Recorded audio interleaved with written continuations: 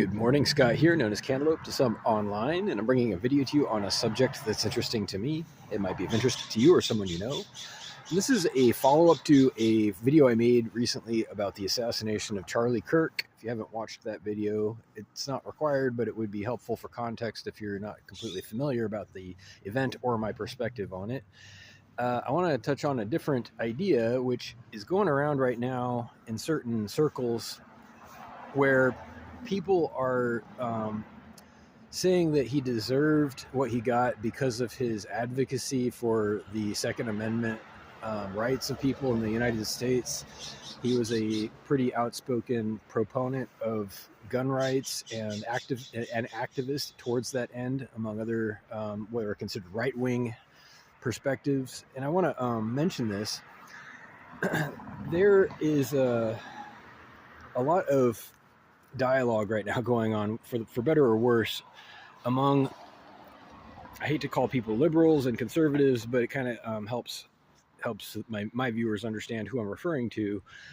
The liberals are saying right now that the conservatives are suddenly against quoting Charlie Kirk on his the famous things he said about gun rights in the context of him having been assassinated with a gun.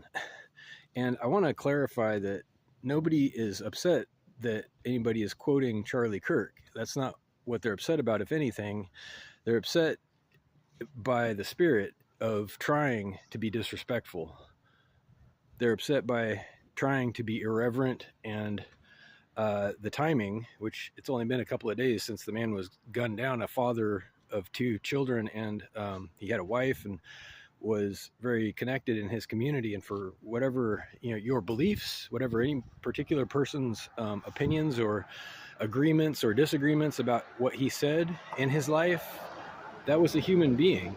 And I think that the point is being overlooked, that it could happen to you too, regardless of your position on freedom, regardless of your position on rights in general. Or, it was, I said in my last video about this, that it was a failure of dialogues, a failure of communication and debate, where violence was employed simply to silence the voice of the opposition, if that's what it was. I'm not entirely sure if it wasn't a false flag by the right wing to implicate the left wing. I mean, how does anybody even know nowadays? All we know is that we have a dead man who was controversial and influential. That's kind of all you can say for sure, unless you have more information, and I certainly do not. So to summarize, and my final point is that the spirit of the thing defines it. If you're quoting Charlie Kirk to talk about the substance of the quote, that's one thing. If you're quoting Charlie Kirk to be disrespectful, to try to say he deserved, or anybody deserves, to get gunned down just for being outspoken or because they said something in particular, well, that's not supportable. That's different, isn't it? It's different to be disrespectful on purpose. Your intentions, your motives for doing the thing define the thing and the outcome of it. Combined, the spirit and the outcome, not the snapshot in the middle.